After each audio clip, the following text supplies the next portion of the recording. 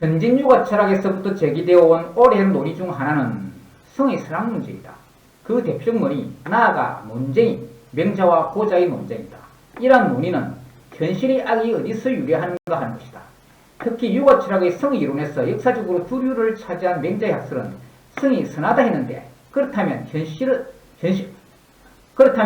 악은 어디서 유래하는가? 그렇다면 현실의 악은 어디서 유래하는가? 이미 이제 다 그전에 저는 성리학 이야기할 때도 다 선진시대의 어떤 이 문제를 갖다가 이야기하면서 다 관련지어서 이야기한 거 있죠. 맹자의 철학을 계승한다고 하는 왕수인은 어떻게 생각하는가?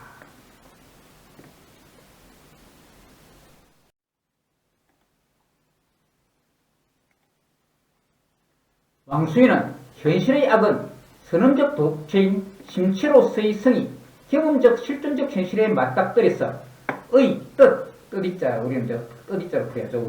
우리말로 뜻이라 풀이하죠.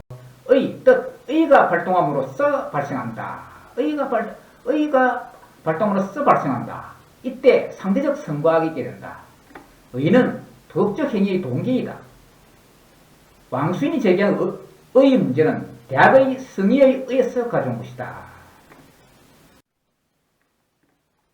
왕수인 철학의 핵심 중 하나는 선악이 시작될 때 이 의에서 시작되는 악을 제거하는 것이다. 즉 내면의 선악 문제에 있어서 어떻게 하면 선을 발행하고 악을 제거할 것인가 하는 것이다. 그는 그것을 대학의 성의로 이야기하였다. 즉 실존적 상황에서 도덕적 동기가 시작될 때 이 도덕적 동기에서 선을 발행하고 악을 제거하는 것이다. 이것이 곧 뜻의 도덕적 동기, 뜻을 성실히 하는 것이다. 하는 것입니다.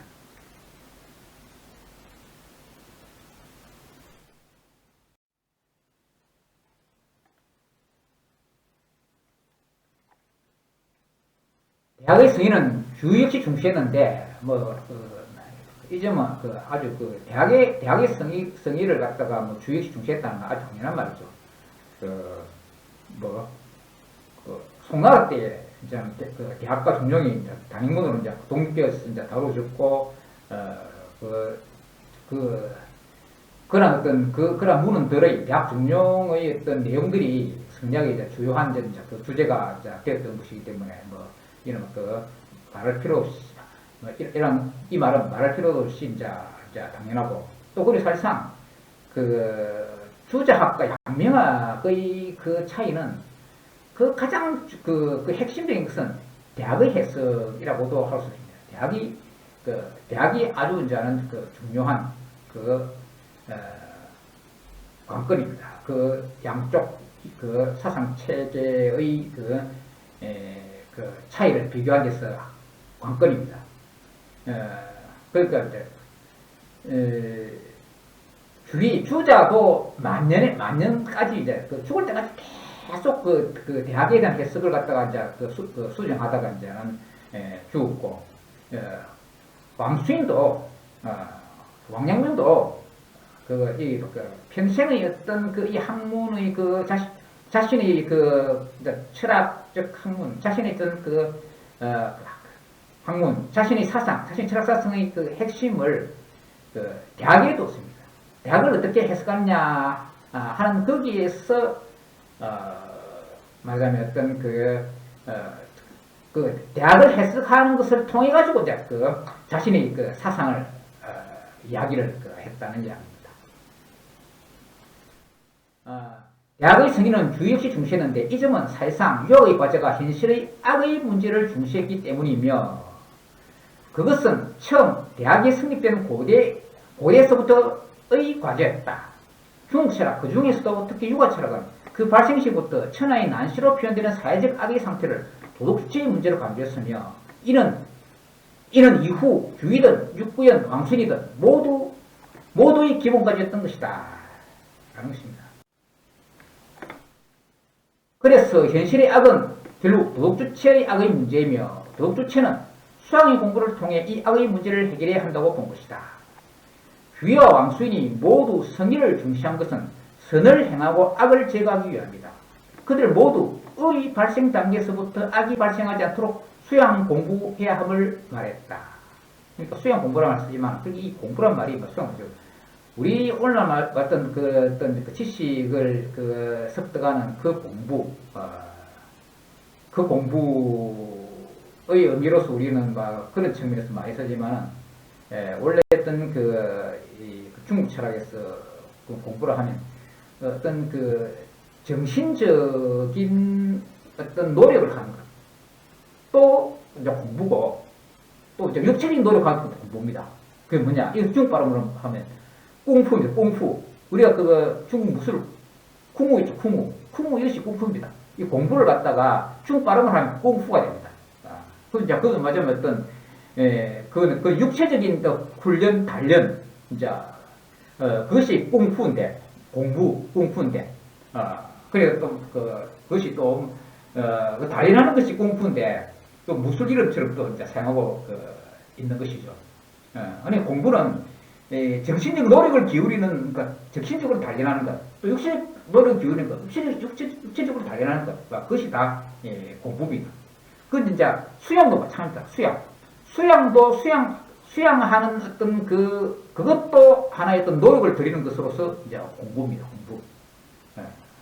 그래서 수양 공부해야 함을 말했다. 그들 모두 의 발생 단계에서부터 악이 발생하지 않도록 수양 공부해야 함을 말했다. 처음 들 것만큼을 놓침이 나중에는 천리의 차를 발생시키기 때문이다. 중국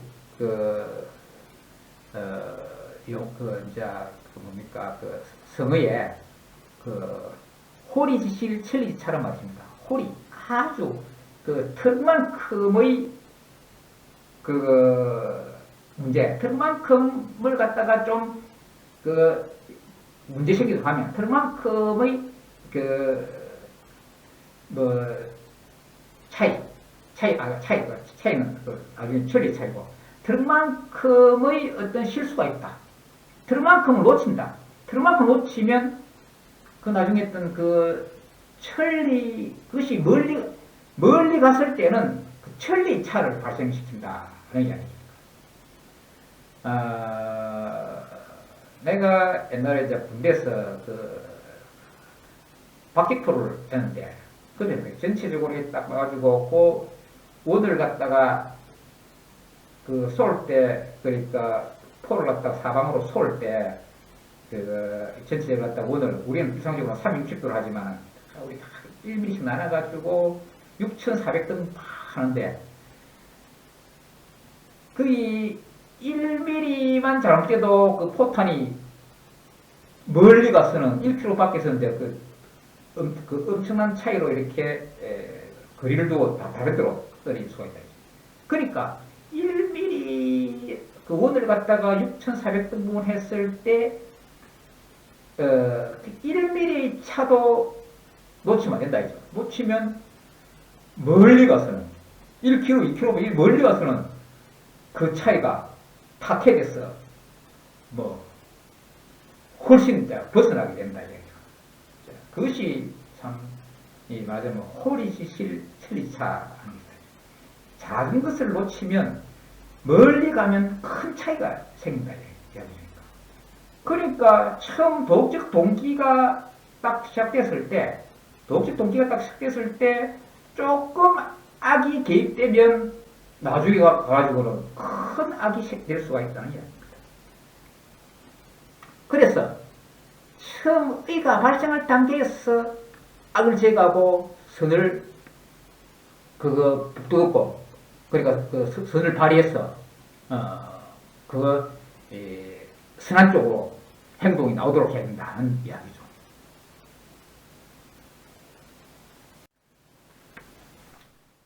그러면 이 성인은 어떻게 이루어지는가? 그냥 막연하게 불교의 성녀가 면벽좌선하듯이 벽을 마주하고 벽을 마주하고 이제 앉아서 선하는 것이죠. 면벽좌선. 불교의 성녀가 면벽좌선하듯이 내적 성찰로만 이루어지는가? 그런데 이렇게 출세간의 불교가 하듯이 하는 것은 세간의 육아의 취지가 아니다. 그러니까 불교는 출세간, 이 세상의 이제 세간이라는 용어인데 출세가 세간이 이제 불교 용어인데 출세간은 세간을 벗어난 것이고 세간은 일반 사람들 불교에서 말하는 중생들이 사는 이제 곳이죠. 이렇게 출세간의 불교가 하듯이 하는 것은 세간의 유가의 취지가 아니다. 이는 세간의 구체적 상황에서 발동하는 것이다. 그것은 현실의 실존적 상황, 구체적 도덕적 상황에서 벌어지는 것이다.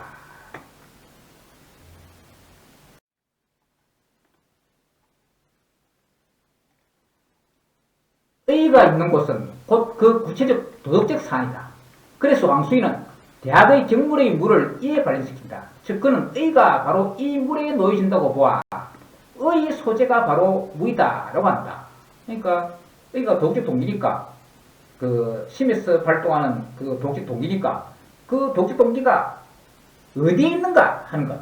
그 의의 소재가 의가 있는 곳, 의의 소재가 바로 물이다 라고 하는 것이다 라는 것입니다.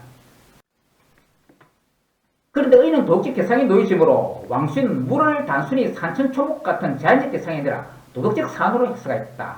그는 바로 정물을 함으로써 승의가 된다고 한 것이다. 그래서 이제 이 왕수인은 뭐 앞에도 이야기했지만 정물치지 성의정심이 서로 상호 다 그거 이렇게 막 순서보다도 서로 그 상호 관련된다고 이렇게 봅니다. 그냥 뭐 경물이고 성의고 경물이다. 이런 식으로 이야기를 합니다.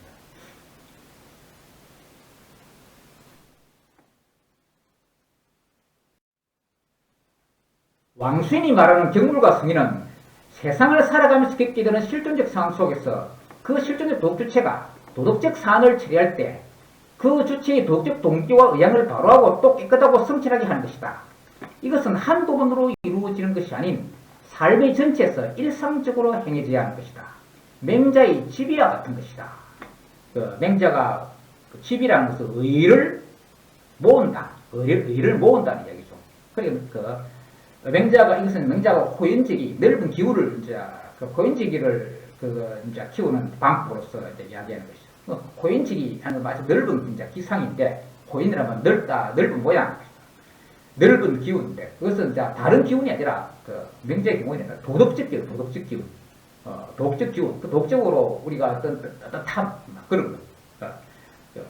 어디 어떤 행동할 때 자신이 도덕적으로 어떤하면 어떤 다른 사람에 대해서도 이 세상에 대해서도 이제 그리낌이 이제 없어지게 된다 이야기죠. 이제 그런 것이 이제 호연직이다 하는 것인데 그 방법은 무엇이냐? 지비한다 이죠. 옳은 것을 모은다. 그러니까 늘 옳은 일을 한다 이죠. 늘 옳은 일을 한 것이 누적되면 옳은 하는 것이 옳은 사실을 모으면 그래서 옳은 일이 모이면 그래서 그것이 이제 누적되면 우리 도덕주체에 아주 넓고 뜨뜻한 기운이, 넓고 뜨뜻한 기운이 이제 생긴다. 그 도덕적 기상이 생긴다. 하는 이야기니까. 그래서 이것은 날마다 해야 되는 것이기 때문에, 조금 하고 이렇게, 당장, 됐다, 이렇게 할 것이 아니다. 그래서, 이야기하는 것이 여러분 알며 주장하는 것, 비석을 뽑아서 자라는 것을 도운다. 알며 주장. 이제 뒷부분만 조장만 떼가지고 우리가 어떤 일을 조장한다 오늘날 그런 용어로 이제 쓰게 되는데 말하면 그것을 이제 맹자는 말하면 이 호연지기는 날마다 어떤 옳은 일을 하는 것이 누적되어야 되는 것이지 어느 날 가가지고 비석 뽑아가지고 키우듯이 그렇게 해서는 안 돼. 그래서 또 그것도 자라서 도움실 조장해서 안 된다. 조장해서 안 되고 그걸 오래 빌린다고 해가지고 또 자포자기해서도 안 된다. 자포자기는 뭘로 이제 맹자의 말이죠. 그러니까 조장해서 안 되고 자포자기해서 안 되고 늘 꾸준하게 삶에서 늘 삶의 전체에서 인생 전체에서 꾸준하게 옳은 일을 계속해야 그런 도덕적 기상이 생기고 그런 도덕적 기상을 쌓는 존재가 군자 그런 상태가 아주 이상적으로 된 상태가 이제 성이다 하는 이야기입니다. 꾸준하게 사야 된다는 그런 측면에서는 아리스토텔레스도 그런 비슷한 이야기를 했죠. 우리가 중용을 지켜야 된다. 어느 하루 어떤 중용을 지킨다고 해가지고, 난 결과는 또 이제 삶의 행복이 오는 것인데, 그래, 바로 행복이 오는 것이 아니다. 날마다 중용을 지켜야 된다. 이게 대학 중용, 그러니까 육아에서 중용에서는, 육에서 중용은 하나의 이제 책으로 되어 있는데, 아리스토텔레스도 역시 이제 중용을 이야기하죠. 영어로 골드민이라는 거죠. 중용을 이야기했는데, 그렇다고 아리스토텔레스가 중용에 관한 책을 갖다가 쓰고 하지는 안 했는데, 그냥 여러 이야기 중에서 일부로 있는 것이죠. 근데 이 중국철학에서는 중용이라는 책이 따로 있는 것이죠. 아리스토텔레스도 마지막에 어떤 역시 옳은 일을 늘 해야 된다 하는 그 이야기를 하는 것이죠. 도덕적 행동을 늘 해야 된다고 이야기하는 것이죠. 그래서 이야기하는 것이 한 마리 제비가 온다고 해가지고 꼭 봄이 오는 것이 아니다. 라고 이야기하는 것이죠. 한 마리 제비가 오는 것이, 한 마리 제비가 온다고 해가지고, 한 마리 제비가 온다고 해서 곧바로 봄이 오는 것도 아니고, 한 번에 어떤 옳은 일을 한다고 해가지고, 한 번 독직 일을 한다고 해가지고 바로 행복이 오는 것도 아니다. 그 행복이 어떤 독직 삶을 통한 진정한 행복이 이제 되는 것이니까. 자, 그런데 이제 맹자의 지비와 같은 거. 그러니까 이제 왕수인 역시, 말하자면 경물과 승이, 경물이 하는 것이 이제 내면에 있던 도덕적 사안을 바로잡는다. 그리고 승인은 뜻을 전치하는 것이고, 다 내면에 있던 수양이다. 그것도 한두 번으로 이루는 것이 아니라 삶의 전체에서 늘 일상적으로 행해져야 한다는 그것이죠. 항상 내면을 갖다가 올바르게 만들어놔야 실제 행동을 할 때 옳은 행동을 내면을 올바르게 해놓아야 실제 행동을 할 때 올바른 행위를 하게 되는 것이다 라는 것입니다.